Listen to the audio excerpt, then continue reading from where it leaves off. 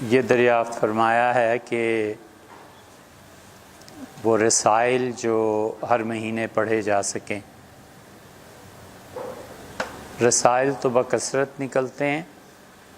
اب تو صورتحال یہ ہے کہ ہر مدرسے میں پاکستان سے کم و بیش 60% مدارس تو ایسے ہوں گے جو رسائل اپنے اپنے نکال رہے ہیں۔ ان میں کوئی ادبی تحقیقی مجلہ بہت کم ہے، چوری کا مال زیادہ ہوتا ہے۔ اس رسالے نے اس سال یہ مضمون چھاپا، اگلے سال چھاپ دیں گے، پھر پچھلے رسالوں سے چرا لیں گے۔ بہت دیانتداروں تو یہ لکھ دیتے ہیں کہ یہ مضمون فلاں جگہ سے لیا گیا ہے، لیکن نئے لکھاری اور نئے محقق پیدا نہیں ہوئے۔ آپ اس سے اندازہ کر لیں کہ شعراء کی آخری جو لاٹ ہمارے ملک میں آئی ہے، فیض احمد فیض تھے، فراز تھے، اور ان میں مشتاق یوسفی اور اللہ تعالیٰ انہیں سلامت رکھے، دو چار عبید اللہ بیگ تھے، افتخار عارف، یہ بس رہ گئے ہیں جو ہندوستان سے آئے ہوئے تھے۔ باقی ہمارے ملک پاکستان میں اس درجے کے شعراء پیدا ہوئے ہوں 10 بھی نہیں ہوئے۔ جو قوم 70 سال میں 70 بڑے ادیب یا شاعر پیدا نہ کر سکے، اس کی ضمانت کیا ہے کہ وہ زندہ رہے؟ اور رسائل اگر آپ پڑھنا چاہیں تو ایک رسالہ بہت اچھا معارف ہے، اعظم گڑھ سے نکلتا ہے۔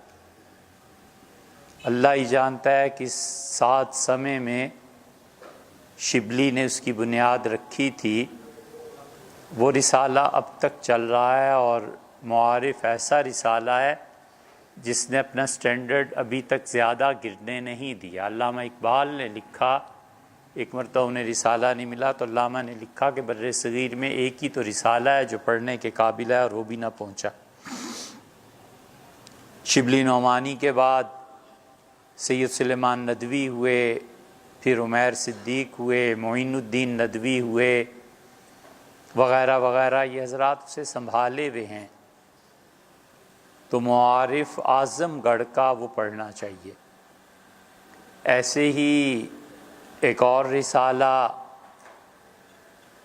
سعید اکبر آبادی برہان کے نام سے نکالتے تھے، وہ اب بھی زندہ ہے، یعنی 80 سال یا 60 سال جو رسالہ نکلتا رہا، اور کمال کا رسالہ تھا۔ اب البرہان انٹرنیٹ پہ آ گیا ہے، وہ اس شمارے کو پڑھنا چاہیے۔ بہت ٹاپ کے مضامین، بہت عمدہ، اب بھی وہ اس قابل ہے کہ لوگ اسے پڑھیں۔ تیسرا رسالہ ہمارے ہاں انٹرنیشنل اسلامک یونیورسٹی کے ساتھ آفس ہے، فکر و نظر، یہ پڑھنے کے قابل ہے۔ چوتھا رسالہ تہذیب الاخلاق، جو کسی زمانے میں سر سید نے شروع کیا تھا اور علی گڑھ سے برابر اب تک نکلتا ہے، اس میں اب بھی کچھ نہ کچھ جان باقی ہے، یہ پڑھنا چاہیے۔ پانچواں رسالہ لکھنؤ سے الفرقان شائع ہوتا ہے۔ الفرقان کا وہ معیار اگرچہ نہیں رہا، لیکن پھر بھی غنیمت ہے کہ اسے پڑھا جائے۔ الفرقان کا معیار جو حضرت محمد منظور صاحب نعمانی رحمۃ اللہ علیہ کے زمانے میں تھا، اب تو نہیں ہے، لیکن کمال کی چیز تھی جب بھی تھی، اب بھی کچھ نہ کچھ اس کا دم خم باقی ہے، یہی آدمی پڑھ لے۔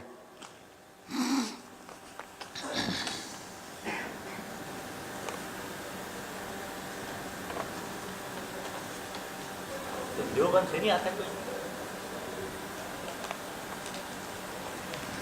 دیوبند سے ایک رسالہ نکلتا ہے، اور دارالعلوم کے نام سے دہلی سے ایک رسالہ نکلتا ہے۔ ہوتے ہیں بعض اوقات اچھے مضامین اس میں بھی آ جاتے، لیکن دیوبند کا یہ جتنا نام ہے اس کے شایان شان کوئی رسالہ ہوتا تو ہم اس کا ذکر کرتے۔ دارالعلوم میں ایک رسالہ نکلتا تھا القاسم، ایک رسالہ نکلتا تھا الرشید، وہ اس قابل تھے کہ پڑھے جائیں۔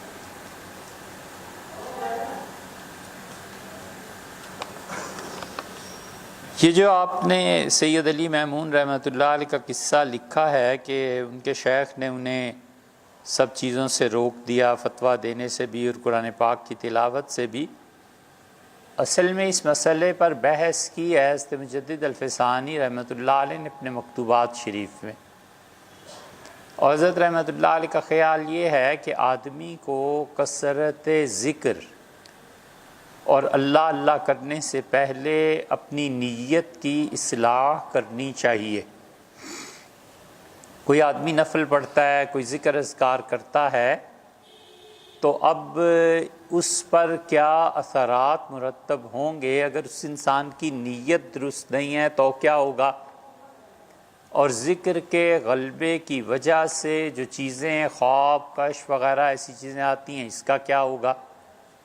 تو حضرت مجدد رحمۃ اللہ علیہ کا خیال یہ ہے کہ پہلے اسے اپنے فرائض اور سنن موقدہ یہ ادا کرنے چاہیے، اور اس کے بعد اپنی اصلاح کرنی چاہیے، اور اصلاح کے بعد علوم و معارف جو آتے ہیں پھر وہ حد درجہ قابل استناد ہوتے ہیں، وہ کرنے چاہیے۔ یہ حضرت مجدد رحمۃ اللہ علیہ کا نظریہ ہے، اور یہ مسلمانوں میں صدیوں تک رائج بھی رہا۔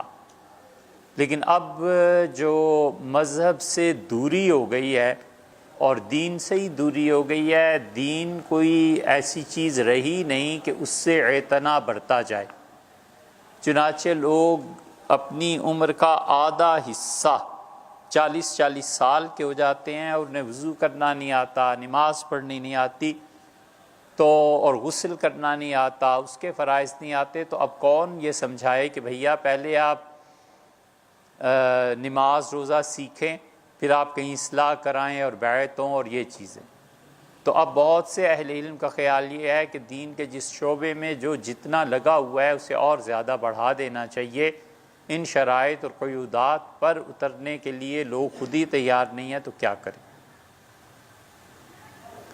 فنون کو علم سمجھنا چاہیے یا نہیں؟ ایک عالم سے سنا کہ فنون کو علم کہنا جہالت ہے۔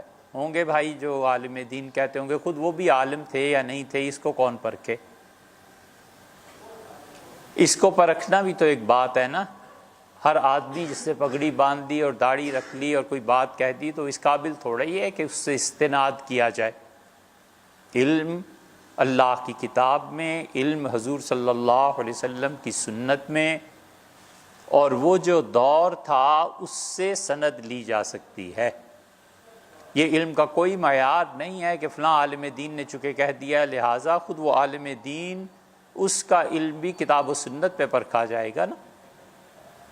اصولی طور پر لوگ جس غلطی میں مبتلا ہیں وہ یہ ہے کہ وہ علم کے جو بنیادی سورسز ہیں، کتاب، سنت، امت کا اجماع اور قیاس اور قرون اولیٰ اور اسلاف، ان کو چھوڑ کر وہ سمجھتے ہیں کہ جو ہمارے شیخ اور ہمارے حضرت نے فرمایا یہ دین ہے۔ ارے حضرت، آپ کے حضرت کتنے ہی اچھے ہوں، اگر ان کی بات کتاب و سنت کے خلاف پڑتی ہے تو انہیں ان کی اصلاح ہونی چاہیے، کتاب و سنت تو تبدیل نہیں ہو سکتے۔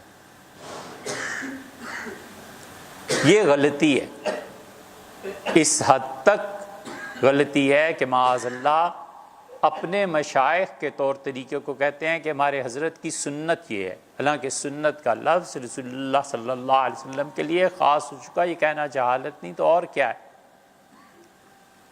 تو اپنے مشائخ کو اور صوفیاء کو اور اہل علم کو اصل پہ نہ پرکھنا، اور متاخرین کے اقوال میں کھو جانا، یہ خود کوئی علم نہیں۔ اب فنون میں پتہ نہیں وہ کیا کیا شمار کرتے ہوں گے، فنون میں پتہ نہیں کس کس چیز کو کہتے ہوں گے۔ فنون لطیفہ جو ہے یہ کیوں علم میں داخل نہیں ہے؟ یہ ہم آپ سے پوچھتے ہیں جنہوں نے بھی سوال لکھا ہے۔ فنون لطیفہ میں مصوری ہے، مصوری فن ہے یا علم ہے؟ موسیقی ہے، موسیقی کے بارے میں یہ جاننا کہ اس کے کتنے راگ ہیں اور کس راگ سے کس میں پلٹا جاتا ہے، ہمارے علم میں نہیں کہ طفیل نیازی سے بڑا آدمی کوئی پاکستان میں ہو، بڑا علم تھا اس کے پاس علم موسیقی۔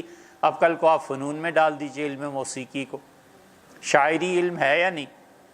شاعری میں پرکھا کیسے جاتا ہے، وزن کیسے قائم ہوتے ہیں، شعراء اس کو کس طرح دقت نظر سے دیکھتے ہیں۔ اگر یہ علم نہیں ہے، شاعری فن ہے، تو پھر صحابہ کرام رضی اللہ عنہم کے دور سے لے کے اب تک جو شعراء تھے سب کو فنون میں داخل کر دینا چاہیے۔ اس لیے یہ جو علم و فن کی بحث ہے نا، اتنی آسان نہیں ہے کہ انہوں نے کہہ دیا جہالت ہے تو جہالت ہو گئی، خود انہیں چاہیے کہ اپنا علاج کرائیں، قرآن و سنت کی روشنی میں واضح کریں۔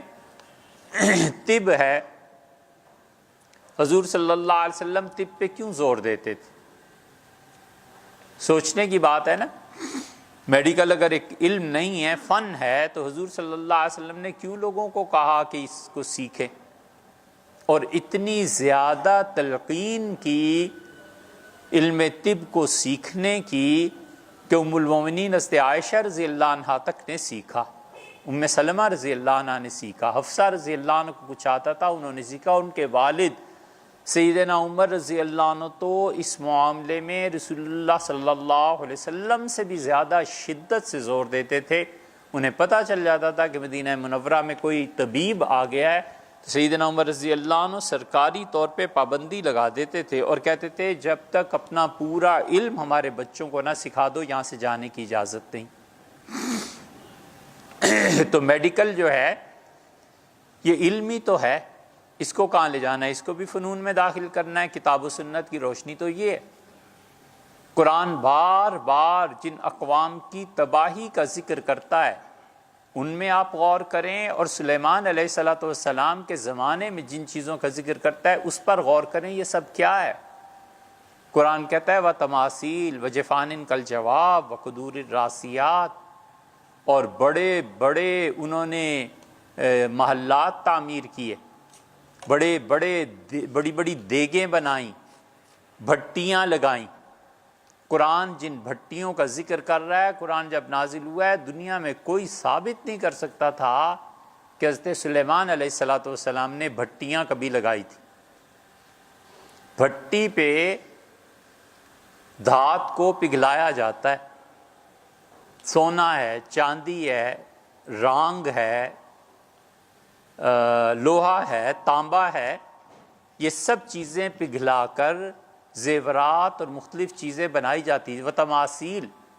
اور قرآن کہتا ہے سلیمان علیہ السلام کے زمانے میں مجسمے تیار ہوتے تھے۔ وہ مجسمے کس چیز سے بناتے ہوں گے؟ یہ سب چیزیں تیار ہوتی تھی۔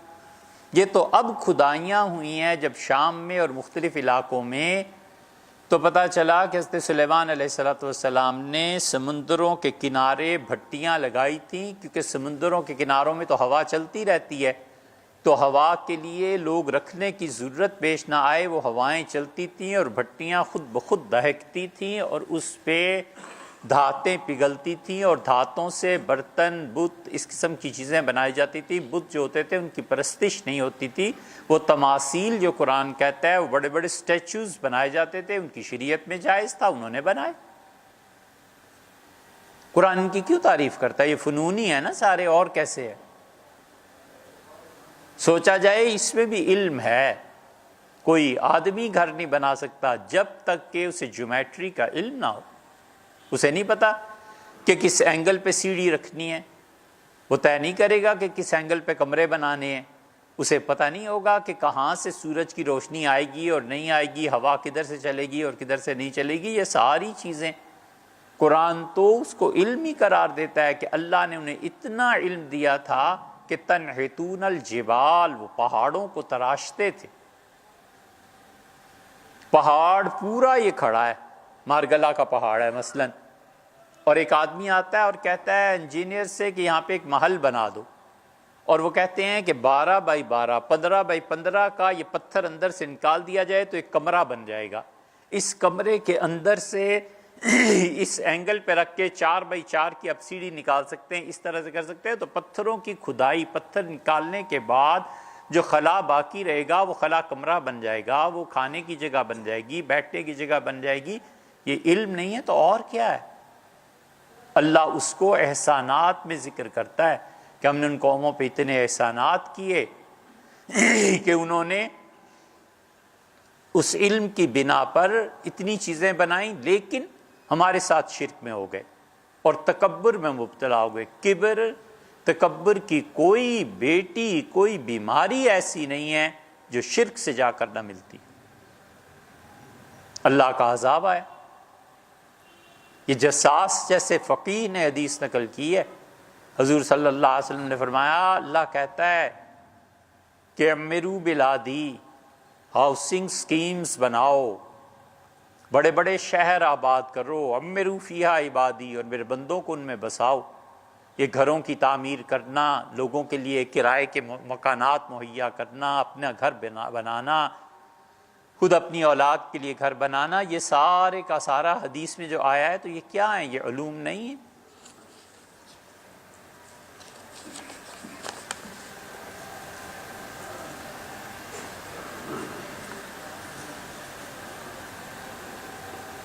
خدایا رحم کن برمن پریشاں وارمی گردم، خطا کارم گناہ گارم بحال زار می گردم۔ سے کلام سنا ہے، دل دماغ اور زبان سے اترتا ہی نہیں، اور دل کرتا ہے کہ اللہ کے حضور میں یہ کہتا رہوں، کوئی حرج نہیں بھائی، کہتے رہیے، نماز میں نہ پڑھیے، باقی کہتے رہیے، اس میں کیا ہے؟ حال وارد ہو جاتا ہے، روح کو اشعار سے، کلام سے مناسبت ہو جاتی ہے۔ کبھی کبھی کہنے والے کا حال اتنا مؤثر ہوتا ہے کہ اس کے مقابلے میں جو آدمی ہوتا ہے اس کا حال کمزور ہوتا ہے تو وہ چھا جاتا ہے اس پہ۔ اس لیے ایسے مسائل میں کبھی بھی اس شخص کی طرف رجوع نہیں کرنا چاہیے جو خالص مولوی ہو، وہ روک دے گا، اور جہاں تصوف بھی ہو وہ کہتے ہیں کرو، حرج کیا ہے؟ اپنا حال عرض کرنا ہے نا کہ اللہ گناہ گار آدمی ہوں، بخش دے، تو دن رات پڑھتا رہے، پھر کیا ہو گیا؟ معافی مانگ رہا ہے، ضرور پڑھے۔ اللہ تعالیٰ نے قرآن میں رب کا لفظ اپنے علاوہ دیگر لوگوں اور سرداروں کے لیے استعمال کیا، اسی طرح مولا اور رزاق بھی، مگر علماء اللہ کے خاص صفاتی نام رکھنے سے منع کرتے ہیں۔ اس کی کیا وجہ ہے؟ بڑا اچھا سوال ہے، اگر یہ آپ نے خود سے لکھا ہے نا تو یہ بڑا اچھا ہے۔ یاد رکھیے، اللہ نے قرآن میں خالص رب کا لفظ اپنے علاوہ کسی کے لیے استعمال نہیں کیا۔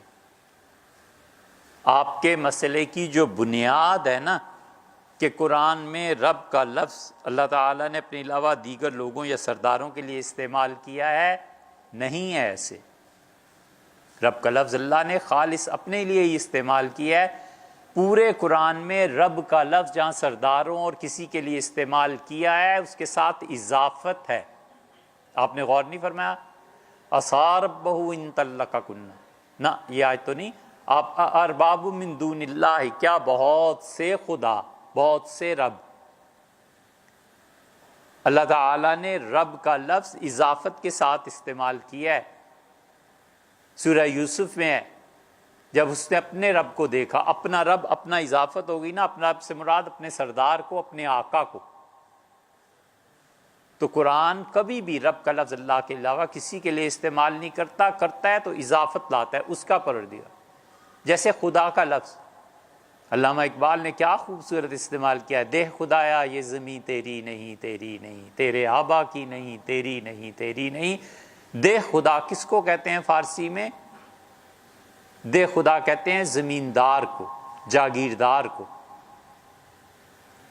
جو خدا ہے زمینوں کا، دیہات میں جس کے پاس مربے ہیں، جو باقاعدہ رجسٹرڈ ہے گورنمنٹ کی طرف سے. تو ایسے نہیں ہے کہ رب کا لفظ اللہ نے کسی کے لیے استعمال کیا اور رب کا لفظ اس نے اپنے لیے استعمال کیا ہے، ورنہ ہمیشہ اضافت دی ہے. اس طرح رزاق کا لفظ اور خاص صفاتی نام رزاق اور خالق وغیرہ کرنے سے منع کرتے ہیں. 6 نام ہیں اللہ کی صفات میں سے جو غیر کے لیے استعمال نہیں ہوتے. مثلا خالد ہے نام، خالد کا نام غیر کے لیے استعمال کیا جا سکتا ہے. مالک ہے، مالک کا بھی نام استعمال کیا جا سکتا ہے. یہ 2 ناموں کی مثال اس لیے دے رہے ہیں کہ قرطبی تفسیر آپ اٹھا کے دیکھیں، انہوں نے صاف لکھ دیا ہے کہ مالک کا نام اللہ کے علاوہ کسی کے لیے جائز نہیں. یہ غلط ہے. امام مالک رحمۃ اللہ جیسے آدمی مالک ابن انس بولتے تھے، مالک ہی کہتے تھے ان کے معاصرین. پھر حدیث اس پہ لے آئے ہیں کہ رسول اللہ صلی اللہ علیہ وسلم خالد کا نام بدترین نام ہے. تو سوچنا چاہیے کہ خالد ابن ولید رسول اللہ صلی اللہ علیہ وسلم کے سامنے آتے تھے کہ نہیں آتے تھے؟ کئی صحابہ خالد اور مالک نام کے تھے. اگر یہ منع ہوتا تو رسول اللہ صلی اللہ علیہ وسلم یقیناً منع کر دیتے. نبی کریم صلی اللہ علیہ وسلم کی طبیعت اتنی زیادہ خوبصورتی، اس سے متاثر، اس کی طرف مائل اور اسے پسند اتنا زیادہ کرتی تھی کہ جس نام میں قباحت ہوتی تھی حضور صلی اللہ علیہ وسلم سے بدل دیتے تھے. حتیٰ کہ آخری حج میں جب چلے ہیں تو بڑی تفصیل سے راستہ طے کیا ہے مکہ مکرمہ مدینہ منورہ سے مکہ کا. جگہ جگہ پوچھتے گئے اس گاؤں کا کیا نام ہے؟ لوگوں نے کہا یہ نام ہے، اسے بدل دو، اس کا یہ نام ہے. اچھا اس کا کیا نام ہے؟ اسے بدل دو، اس کا یہ نام ہے. عشاء کی نماز کو عتمہ کہتے تھے اور عتمہ کا ایک مطلب شراب کی صورت میں بھی نکلتا تھا. فرمایا عتمہ بدلو، نہ بولا کرو، ایسے دیہاتی لوگ بولتے ہیں، عشاء کہا کرو. ایک ایک چیز کا نام بدلتے گئے جس میں بدصورتی آتی تھی. اس لیے کہ حسن خود انسانی اخلاقیات کا تیسرا ستون ہے. رسول اللہ صلی اللہ علیہ وسلم بدلتے چلے گئے. نبی کریم صلی اللہ علیہ وسلم کو آپ سے ایک مرتبہ عرض کیا تھا، پتہ نہیں اب خیال ہے یعنی حسن اپنی ذات کی تسکین کے لیے ہوتا ہے. عین ممکن ہے آپ کو سرخ رنگ پسند ہو اور دوسرے کو ناپسند ہو. عین ممکن ہے کہ آپ اپنی پسند سے ایک کپڑا لائیں اور ماں کہے یہ کیا رنگ خرید لیا، مجھے تو اچھا نہیں لگتا. تو بھی آپ کو اچھا نہیں لگتا، اسے اچھا لگتا ہے، اس کو اجازت دیجئے پہن لے. نبی کریم صلی اللہ علیہ وسلم فیصلہ کن بات اس لیے فرما دیتے تھے کہ خدا کی نبوت تھی. بہت سے لوگ ایسی خواتین سے شادی کر لیتے ہیں جن کو برس ہوتا ہے، جسم پہ پھل بہری کے داغ ہوتے ہیں. نبی کریم صلی اللہ علیہ وسلم نے ایک ایسی شادی کی تھی اور جب رسول اللہ صلی اللہ علیہ وسلم نے اس بیماری کا داغ دیکھا تو فرمایا میرا جی اس سے نہیں لگتا. تو اسے کہا مجھے طلاق دے دیں. رسول اللہ صلی اللہ علیہ وسلم نے ایک طلاق دے دی. زندگی گزارنی تھی نا ساری. اس چیز کو طبیعت مبارکہ نے قبول نہیں فرمایا. بس ٹھیک ہے، ہر آدمی کو حق حاصل ہے. ایک لڑکی ہے اٹھتی ہے کہتی ہے ابا جہاں میرا رشتہ کر رہے اس کا تو رنگ ہی گورا نہیں، میں نہیں رہ سکتی. تو ٹھیک ہے بھائی، اس کا حق ہے، آپ اس کو کیوں چھین رہے ہیں؟ نہ کرے شادی. اس لیے خالد اور مالک کی مثال اس لیے دی کہ اس پہ پھر لوگوں نے حدیثیں گھڑ لی کہ خالد اور مالک نام نہیں. ایسے نہیں ہے. رسول اللہ صلی اللہ علیہ وسلم کو جو چیزیں ناپسند تھی آپ نے خود ہی بدل ڈالی تھی. اللہ تعالیٰ کے ناموں میں رب ایسا نام ہے، قدوس ایسا نام ہے، قیوم ایسا نام ہے اور رحمان. 2 اور بھی فقہا نے لکھے ہیں.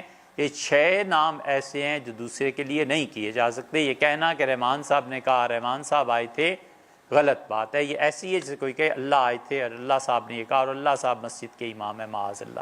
عبداللہ کہے گا نا، اللہ تھوڑے ہی کہے گا. اسی طرح عبد الرحمن پورا کہنا چاہیے. یہ گناہ کی بات. رازق کو تو فقہا نے نہیں لکھا، رازق نام لیا جا سکتا ہے. ایک عالم کا کہنا ہے کہ موطا امام مالک ابن خزیمہ، مستدرک حاکم ابن حبان کی حدیث کی کتابیں بھی بخاری کی طرح کے معیار کے مطابق ہیں. یہ درست نہیں ہے، بالکل نہیں ہے.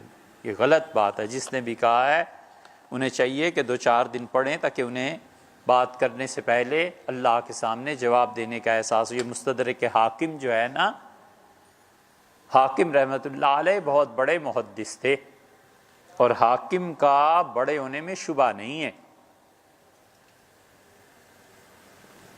مستدرک حدیث کی ان کتابوں کو کہتے ہیں آپ آسانی سے سمجھیے کہ مستدرک ہوتا کہ درک کسے کہتے ہیں؟ کہتے ہیں اسے اس بات کی درک ہو گئی ہے۔ تمہیں کہاں سے درک ہوئی؟ درک یا درک کا لفظ استعمال ہوتا ہے پہنچ جانا، آپ کو اس بات کا ادراک ہوا، یعنی آپ پہنچے، ادراک اس معنی میں۔ مستدرک کا معنی یہ کہ پہلے کسی آدمی نے کچھ اصول قائم کیے اور حدیثیں اس اصول کے مطابق لکھی، اب 2-4 صدیوں کے بعد کوئی آدمی آتا ہے اور کہتا ہے کہ اصول تو وہی ہیں لیکن ان سے یہ حدیثیں رہ گئی ہیں، میں اس کا استدراک کر رہا ہوں، یعنی ان احادیث کو لکھ کر اپنی کتاب کو اس لیول تک پہنچا رہا ہوں۔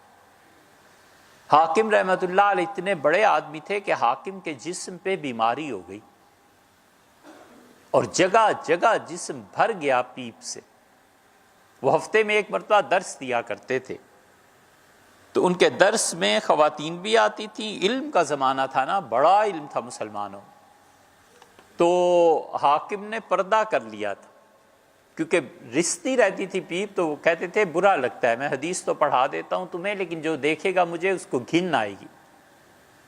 تو جب دعا کے لیے ہاتھ اٹھائے تو ایک پرچہ آیا، حاکم نے وہ پرچہ پڑھا تو اس لڑکی کسی نے لکھا تھا کہ میں نے حضور صلی اللہ علیہ وسلم کو آج خواب میں دیکھا تھا اور میں تہجد میں بہت روئی اور آپ کے لیے دعا مانگتی رہی، تو مجھ سے حضرت رسالت مآب صلی اللہ علیہ وسلم نے فرمایا حاکم کو کہو کہ محلے میں پانی کی دقت ہے، کنواں کھدوا دے اور اس کنویں کی وجہ سے اللہ شفا دے دے۔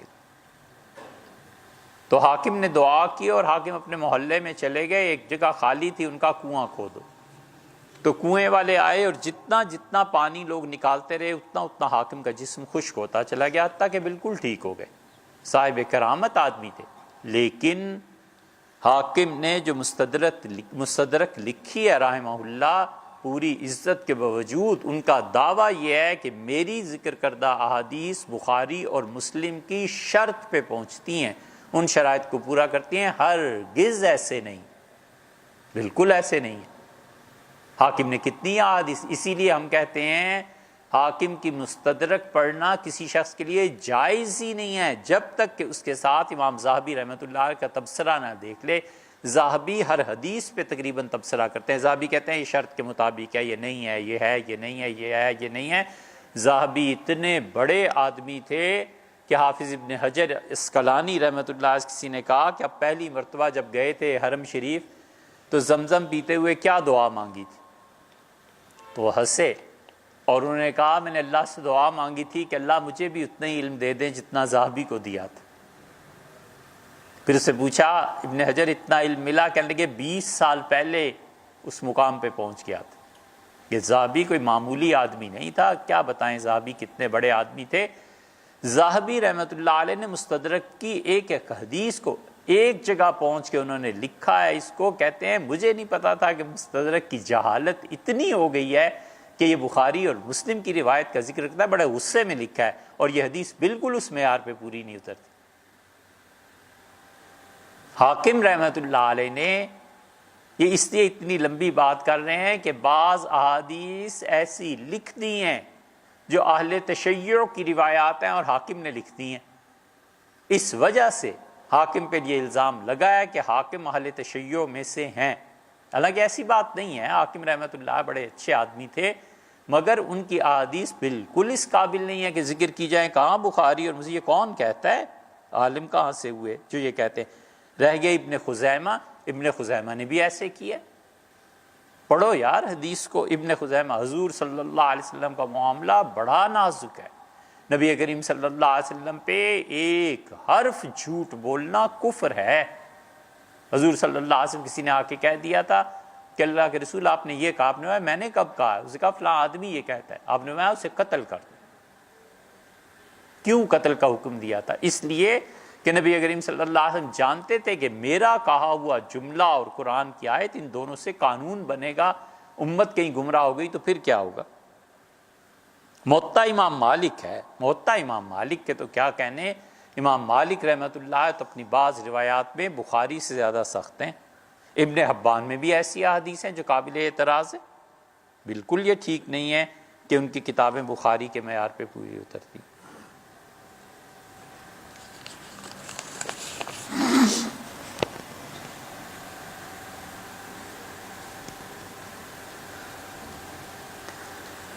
وزیر قانون، کمانڈر سپہ سالار، chief of army staff Qadiani ہوں یا کافر ہوں اور مسلمانوں پہ مسلط ہوں تو ان کا حکم ماننا لازم ہے کہ شرعن نوکری سے استعفیٰ دے دے اور ان کے خلاف اٹھنا ضروری ہے۔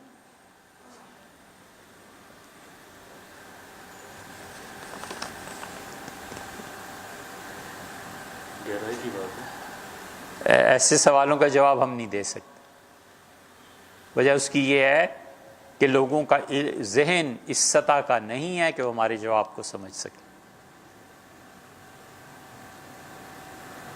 طلاق کے بعد سسرال سے ربط و تعلق رکھنا، غمی خوشی میں شریک ہونا جبکہ وہ غیر خاندان میں ہوں اور بالکل کوئی رابطہ نہ رکھنے کے حق میں نہ ہوں تو بھی ٹھیک۔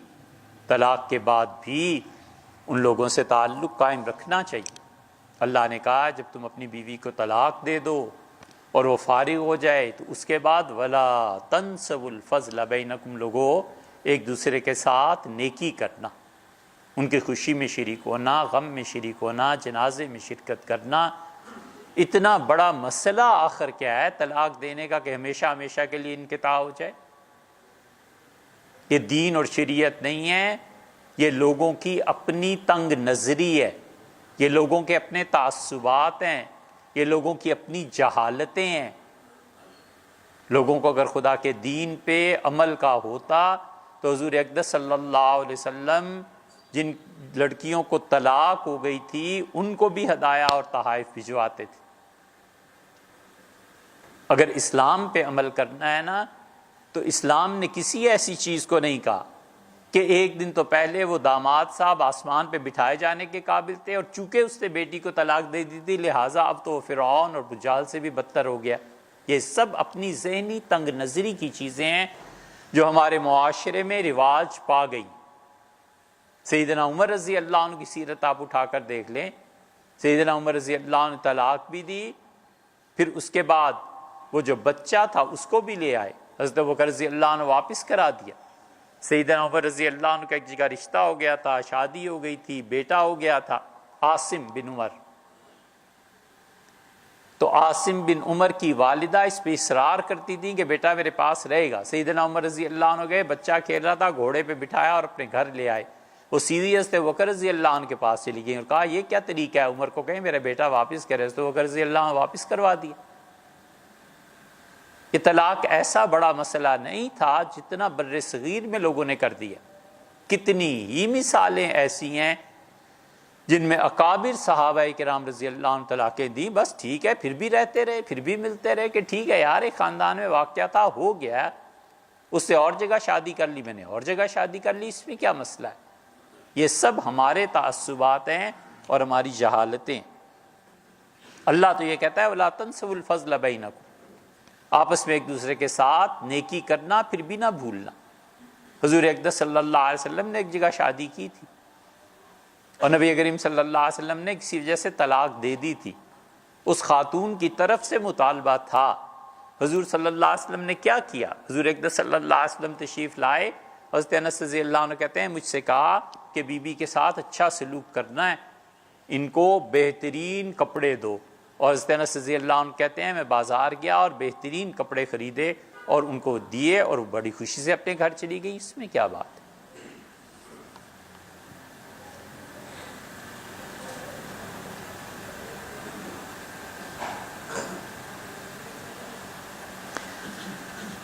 حسن الفتاوی میں لکھا ہے کہ غسل جنابت میں غرغرہ کرنا، آپ نے لکھا کیا ہے؟ غرغرارہ۔ غرغرارہ کیا ہوا میاں؟ اچھا، اور ناک میں پانی پہنچانا مستحب ہے، جبکہ عموماً مفتیان کرام فرماتے ہیں واجب اور ضروری ہے۔ اصل مسئلہ کیا ہے اور روزے میں اس کی رخصت کیوں ہے؟ اصل مسئلہ یہ ہے کہ منہ میں کلی کرنا، منہ میں کلی پانی ڈال کے پھینک دینا، یہ ہے ضروری۔ منہ، ناک، اس کا اندرونی حصہ ناپاک ہوتا ہے یا نہیں؟ جڑ یہ ہے، بنیاد یہ سوال ہے۔ ہمارے باقی ائمہ کے نزدیک ناک اندرونی حصہ ہے لہٰذا ناپاک نہیں ہوتا، منہ اندرونی حصہ ہے لہٰذا ناپاک نہیں ہوتا۔ امام ابو حنیفہ رحمۃ اللہ علیہ کہتے ہیں کہ ناک کا نتنا، یہ جو سخت ہڈی شروع ہوتی ہے جہاں سے اس سخت ہڈی سے نیچے کا جو حصہ ہے یہ اندر کا حصہ ہے، لیکن یہ ناپاک ہوتا ہے، اسے پاک کرنا چاہیے۔ منہ کے اندر کا حصہ ناپاک ہوتا ہے، اسے پاک کرنا چاہیے۔ اس بنیاد پر وہ کہتے ہیں کہ کلی کرنا اور ناک کی اس ہڈی تک پانی پہنچانا یہ فرائض میں شامل ہے، یہ ضروری ہے۔ مفتی صاحب نے جو مستحب لکھا ہے، مستحب کا مطلب ہے غرغرہ کرنا، یعنی منہ میں پانی ڈالنا اور اسے حلق تک لے جانا اور غرغر کی آواز کا پیدا ہونا، یہ وہ کہتے ہیں مستحب ہے۔ فرض واجب نہ یہ کہتے ہیں نہ وہ کہتے ہیں، غرغرہ مستحب ہے، کلی دونوں فرض کہتے ہیں۔ اور ناک کی اس ہڈی تک پانی پہنچانا یہ فرض کہتے ہیں، یہ بھی اور وہ بھی، لیکن اس میں مبالغہ کرنا یعنی اوپر تک پانی کا لے جانا، پانی کو مٹھی میں لے کے اسے ناک کے ذریعے کھینچنا حتیٰ کہ اوپر تک چلا جائے، یہ مستحب ہے یعنی بہتر ہے۔ اس کی مثال آپ ایسے سمجھیں، جیسے ابو ہریرہ رضی اللہ عنہ وضو جب کرتے تھے تو ابو ہریرہ رضی اللہ عنہ پاؤں کو آدھی پنڈلی تک دھو لیتے تھے، اور جب کونیاں دھوتے تھے تو آدھے بازو تک دھو لیتے تھے۔ تو کسی نے کہا ابو ہریرہ حضور صلی اللہ علیہ وسلم ایسے کرتے تھے؟ ان کا نہیں، نبی کریم صلی اللہ علیہ وسلم تو ایسے نہیں کرتے تھے۔ قضت آپ کیوں کرتے ہیں؟ انہوں نے کہا میں نے رسول اللہ صلی اللہ علیہ وسلم سے سنا تھا کہ جتنا کوئی آدمی اچھی طرح وضو کرے گا، جسم کو زیادہ دھوئے گا، اتنے ہی اس حصے تک اسے سونے کے زیورات پہنائے جائیں گے۔ تو ابو ہریرہ کہتا ہے کہ اس کا سونا زیورات کا کونی سے بھی بڑھ جائے اور ٹخنے سے بھی بڑھ جائے۔ تو ایک بہتر عمل تھا نا جو کرتے تھے، زیادہ اس میں اصل عمل سے بڑھ کے مستحب ہونے کے درجے میں اس طرح کرتے تھے۔ حضرت سعد رضی اللہ عنہ کی بیٹیاں گھر سے باہر نکلتی تھیں تو سعد رضی اللہ عنہ کی بیٹیاں دستانے بھی پہنتی تھیں اور جرابیں بھی پہنتی تھیں۔ تو لوگوں نے کہا کہ دستانے اور جرابیں کیوں یہ لڑکیاں پہنتی ہیں؟ ہاتھ اور پاؤں یہ تو شریعت نے اس کا کوئی پردہ قرار نہیں دیا۔ تو انہوں نے ایک جگہ آیا ہے کہ سعد رضی اللہ عنہ کی بیٹیوں نے کہا کہ ہمارے والد کی غیرت بہت زیادہ ہے، اور ایک جگہ آیا ہے کہ انہوں نے کہا کہ ہم چاہتی ہیں کہ یہ اس سے بھی چھپے ہی رہیں۔ تو یہ ایک اچھی چیز ہے، کوئی کرتا ہے تو ٹھیک ہے، اس وقت تک ٹھیک ہے جب تک وہ دوسروں پہ اس کی امپلیمنٹیشن نہ کرے۔ اب لڑکی اٹھ کے سارے مارکیٹ میں گھومے اور کہے کہ نہیں نہیں پاؤں کو بھی ڈھانپو اور ہاتھوں کو بھی، کیوں بھائی؟ یہ آزادی اللہ نے دی ہے، اسے قائم رہنے دیجئے۔ آپ خود کرتی ہیں بے شک کیجئے۔ مستحب کام جو ہوتے ہیں اس میں کبھی بھی پبلک پر بوجھ نہیں ڈالنا چاہیے، اپنے طور پہ آدمی کرتا رہے، بسم اللہ 100 بار کرے، دوسروں کو مت کہے کہ یہ ضرور کرو۔